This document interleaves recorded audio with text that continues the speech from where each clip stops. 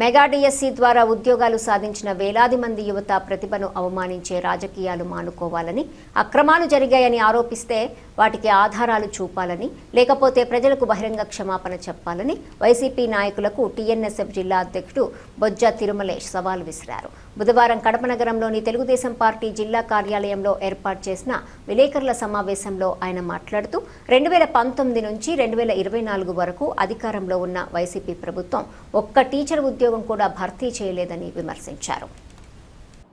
ప్రభుత్వ ఉద్యోగాలు కల్పనలో పూర్తిగా విఫలమైనటువంటి వైసీపీ అధికారం లేకొచ్చినటువంటి కూటమి ప్రభుత్వం పైన ఇష్టానుసారంగా బురద చల్లేటువంటి మాటలు మాట్లాడడం చాలా హాస్యాస్పదంగా ఉంది. ఎన్నికల ముందు ఇచ్చిన మాట ప్రకారం డిఎస్సి నియామకాలపైన అధికారంలోకి వచ్చిన వెంబటే మొదటి సంతకం డిఎస్సి నియామకాలపైన చేసి దాదాపు 16,300 పైచిలకు టీచర్ ఉద్యోగాల్ని భర్తీ చేసి వారందరూ కూడా ఇప్పుడు ఉపాధ్యాయ వృత్తిలో నిమగ్నమై పని చేసుకుంటూ ఉన్నటువంటి పరిస్థితి. ఏడాది తర్వాత ఈరోజు వైసీపీ నాయకులు ఈ యొక్క డిఎస్సి నియామకాలపైన ఇష్టానుసారంగా దుష్ప్రచారాలు చేస్తూ ఉన్నారు. ఈ యొక్క వైసీపీ నాయకులకి మేము ఒకటే తెలియజేస్తూ ఉన్నాం, మీరంటే ఎట్లా ఉద్యోగాలు ఇవ్వలేదు, ఉద్యోగాలు ఇచ్చినటువంటి మా నాయకుడు నారా లోకేష్ గారిని, అదేవిధంగా కూటమి ప్రభుత్వాన్ని దుష్ప్రచారం చేయడం సబబు కాదని చెప్పి హెచ్చరిస్తూ ఉన్నాం. ఎందుకంటే టీచర్ ఉద్యోగం అనేది ఎంతో విలువైనటువంటి ఉద్యోగం. అటువంటి ఉద్యోగాలు పొందినటువంటి అభ్యర్థులందరూ కూడా ఈరోజు వారి కుటుంబాలందరూ కూడా క్షోభిస్తూ ఉన్నారు.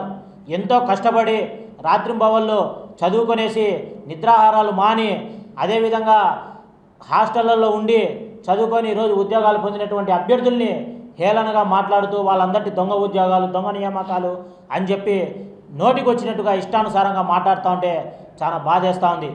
వారిపైన రాజకీయ రంగు రుద్దడం, మీ యొక్క రాజకీయ ప్రయోజనాల కోసం నియామకమైనటువంటి ఉపాధ్యాయుల్ని వాడుకోవడం అనేది చాలా దారుణం.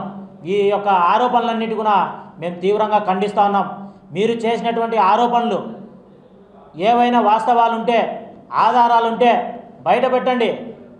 మా నాయకుడు నారా లోకేష్ గారు చెప్పారు కదా, ఏమన్నా ఆరోపణలు ఉన్నా, ఏమన్నా వాటిపైన మీ దగ్గర ఆధారాలు ఉన్నా నిష్పక్షపాతంగా తీసుకురండి, నేను చూస్తాను. ఏవి లేవని చెప్పి దీనిపైన సవాలని చెప్పేసి పిలుపునిచ్చినారు కదా మీ యొక్క జగన్మోహన్ రెడ్డి గారికి. ఏం చేశారు మీ జగన్మోహన్ రెడ్డి గారు? ఆ యొక్క సవాల్ని స్వీకరించకుండా ఆయనేమో బెంగళూరు పారిపోయేసి ఇక్కడ ఉన్నటువంటి వైసీపీ పేటీఎం బ్యాచ్ని ఈ యొక్క రాష్ట్ర వ్యాప్తంగా ఉసిగొలిపేసి ఈరోజు అవాకులు చవాకులు పేరుస్తూ ఈ యొక్క ఇంటర్ డిగ్రీ కాలేజీల యాజమాన్యాలని బెదిరించేసి అక్కడ ఉన్నటువంటి పిల్లలకి మాయమాటలు చెప్పేసి తీసుకొచ్చి రోడ్ల మీద నిలబెట్టేసి ఇష్టానుసారంగా నువ్వు ఉద్యోగాలు ఇచ్చినటువంటి నాయకుల్ని మాట్లాడిపించడం అనేది చాలా సిగ్గుచేటు. వీటిని ఖచ్చితంగా మేమందరం కూడా తీవ్రంగా ఖండిస్తూ ఉన్నాం. ఎందుకంటే ఈ యొక్క వైసీపీ పార్టీ ఉనికి కోసం రాష్ట్రంలో ఈరోజు చూసుకున్నట్లయితే సంక్షేమ పాలనే ధ్యేయంగా ప్రతి ఒక్క ఇంటింటికి వెళ్ళేసి టీడీపీ చేసినటువంటి సంక్షేమాలన్నిటి కూడా ఈరోజు ప్రజలకు వివరించేటువంటి కార్యక్రమానికి శ్రీకారం చుట్టుకుంది. ఖచ్చితంగా ప్రజల వద్దకు వీరు వెళ్తూ ఉన్నారు. వీళ్ళకి ఎక్కడ మైలేజ్ వస్తుందో అని చెప్పేసి ఉనికి కోసం ఈరోజు దొంగ ర్యాలీలు, దొంగ ధర్నాలు, దొంగ మాటలు, ఫేక్ ప్రచారాలు ఈ యొక్క సాక్షి ఛానల్ని పెట్టుకొని ఇష్టానుసారంగా మాట్లాడడం అనేది చాలా దారుణం. ఏవైనా వాస్తవాలుంటే, ఆధారాలుంటే తీసుకురండి. లేని పక్షంలో ఈ యొక్క ప్రజలకు, అదేవిధంగా డిఎస్సి క్వాలిఫై అయినటువంటి ఉపాధ్యాయులకు బహిరంగంగా ఈ యొక్క వైసీపీ నాయకులు క్షమాపణ చెప్పాలని చెప్పి మేము డిమాండ్ చేస్తూ ఉన్నాం. లేని పక్షంలో ఈ ఆరోపణలు చేసినటువంటి వ్యక్తులందరి మీద ఖచ్చితంగా ఆ యొక్క నాయకుల మీద ముట్టడించేదానికి, అడ్డుకునేదానికి రాష్ట్రం తిరగనీకోకుండా మా యొక్క రాష్ట్ర వ్యాప్తంగా ఉన్నటువంటి టీఎన్ఎస్ఎఫ్, తెలుగు యువత, తెలుగుదేశం పార్టీ కుటుంబ సభ్యులని కలుపుకొనేసి సంగీతం మోదామని చెప్పి హెచ్చరిస్తూ ఉన్నాం. అదేవిధంగా ఈ యొక్క వైసీపీ నాయకులకి ఏమాత్రం చిత్తశుద్ధి ఉంటే గత 5 ఏళ్ల వైసీపీ పాలనలో ఏం నియామకాలు ఇచ్చారు? జాబ్ క్యాలెండర్ ఒకటన్నా ఇచ్చారా? అదేవిధంగా అధికారంలోకి వచ్చినటువంటి కూటమి ప్రభుత్వం దాదాపు 16,000 పైచిలకు టీచర్ ఉద్యోగాలు అయితేనేమి, అదేవిధంగా 6,000 100 కానిస్టేబుల్ ఉద్యోగాలు, 820 గ్రూప్ 2 ఉద్యోగాలు నియామకాలు చేసింది. అదేవిధంగా జాబ్ క్యాలెండర్ కూడా దాదాపు 10,000 ఉద్యోగాలతో ఇచ్చేసి ఈరోజు నిరుద్యోగుల ముఖాల్లో చిరునవ్వులు నింపుతూ ఉంది. అటువంటి ప్రభుత్వాన్ని మీ యొక్క ఉనికి కోసం ఈరోజు ఇష్టానుసారంగా మాట్లాడితే చూస్తూ ఊరుకోవడానికి ఈ యొక్క రాష్ట్రంలో ప్రజలేం సిద్ధంగా లేరని చెప్పి తెలియజేస్తా ఉన్నాం. ప్రజా ఆగ్రహానికి ఇప్పటికే చెవి చూసేసి 151 నుంచి 11కి జగన్మోహన్ రెడ్డి గారు పరిపోయారు.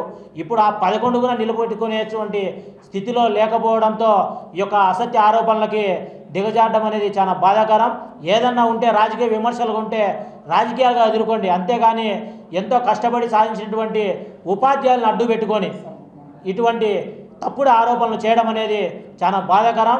వెంటనే ఈ యొక్క డిఎస్సిగా ఎవరైతే సెలెక్ట్ అయినటువంటి ఉపాధ్యాయులు ఉంటారో వారికి బహిరంగంగా క్షమాపణ చెప్పాలని చెప్పి ఈ యొక్క వైసీపీ నాయకులని డిమాండ్ చేస్తూ ఉన్నాం. అదేవిధంగా మీరు చేసేటువంటి ర్యాలీలు, ధర్నాలు ఎక్కడన్నా ప్రజలకు కానీ నిరుద్యోగులకు కానీ ఉపయోగపడేటట్టు ఉండాలా, అంతేగాని ఉద్యోగాలు ఇచ్చినారని చెప్పి ర్యాలీ చేయడం చాలా సిగ్గుచేటు. దీనిని మళ్ళీ మా నారా లోకేష్ గారు రాజీనామా చేయాలంట. అసలు కొంచెమన్నా బుద్ధి ఉందా? ఎందుకు రాజీనామా చేయాలా? డిఎస్సి రిక్రూట్మెంట్ జరిపేసి ఉద్యోగాలు ఇచ్చినందుకు రాజీనామా చేయాలనా? మీరు చేయనటువంటి కానిస్టేబుల్ రిక్రూట్మెంట్ నారా లోకేష్ గారు పూర్తి చేసినందుకు రాజీనామా చేయాలనా? అదేవిధంగా 820 గ్రూప్ 2 ఉద్యోగాలు ఇచ్చినందుకు రాజీనామా చేయాలనా? మీరు 5 ఏళ్ళలో పొడుగునా ఇవ్వకుండా జాబ్ క్యాలెండర్ ఇప్పుడు నారా లోకేష్ గారు జాబ్ క్యాలెండర్ ఇచ్చినందుకు రాజీనామా చేయాలనా? దేనికి చేయాలా రాజీనామా? మీ బాధ ఏంది? మీ ఆవేశం ఏంది? ఎందుకు మీరు ఆ విధంగా అల్లాడుతూ ఉన్నారు? మీరు చేసేటువంటి ర్యాలీలో కానీ ధర్నాలో కానీ డిఎస్సికి దాదాపు లక్షలలో మంది అభ్యర్థులు అప్లై చేసుకొని ఎగ్జాములు రాసినారు. వాళ్ళు ఎవరన్నా ఒక్కరన్నా మీ యొక్క ధర్నాలలో కానీ ర్యాలీలలో కానీ వ్యతిరేకించి పాల్గొన్నారా? ఒక్కరన్నా ఉండారా? కేవలం మీ యొక్క వైసీపీ పేటీఎం బ్యాచ్ తప్పక. అందులో భాగంగా కడపలో అయితే ఆ యొక్క డిగ్రీ కాలేజీలు, ఇంటర్ కాలేజీల యాజమాన్యాలను బెదిరించేసి విద్యార్థులకు మాయమాటలు చెప్పి తీసుకొచ్చినారు తప్పక అంతకుమించి మీరు ఏం చేసినారు? వాస్తవంగా డిఎస్సి ఎగ్జామ్ రాసి సెలెక్ట్ కానీ అభ్యర్థులు ఎవరన్నా ర్యాలీలు కానీ ధర్నాలు కానీ చేస్తే మాకు అన్యాయం జరిగిందని వారికి సమాధానం చెప్పడానికి మేమున్నాం, మా నాయకత్వం ఉంది. స్వయాన చీఫ్ సెక్రటరీ కానీ ఐఏఎస్లు కూడా కూర్చొని సమాధానం చెప్పినటువంటి దౌర్భాగ్యం మీ రాష్ట్రంలో నెలకొల్పేటట్టు ఈ యొక్క వైసీపీ నాయకుల ఆరోపణలు చూస్తే చాలా బాధాకరంగా ఉంది. అంత క్లియర్ కట్గా ఒక ఐఏఎస్ ఆఫీసర్లు మీటింగ్ పెట్టేసి క్లియర్ కట్గా ఆధారాలతో చూపించినప్పటికీ కూడా వీళ్ళకు కళ్ళకు కనపరుస్తున్నాయో చెవులకు వినపస్తున్నాయో లేదో అర్థం కావడం లేదు. ఎంటమ్మటి ఈ యొక్క వైసీపీ నాయకులకి కంటి చూపు పరీక్షలు చేపించాలా, అదేవిధంగా చెవిటి పరీక్షలు చేపించేసి మరి ఒకసారి ప్రజెంటేషన్ వేసి వాళ్ళకు చూపిస్తే కనుక వీళ్ళకి అర్థమవుతుందో లేదో, లేకపోతే ఉనికి కోసం ఈ రకంగా చేస్తూ ఉన్నారో అర్థం కావడం లేదు. ఈ యొక్క దుష్ప్రచారంలో మానుకొనేసి ఏదైతే ఆరోపణలు ఉపాధ్యాయులపైన చేసినారో వారికి బహిరంగంగా క్షమాపణ చెప్పాలని చెప్పి టీఎన్ఎస్ఎఫ్గా డిమాండ్ చేస్తాం.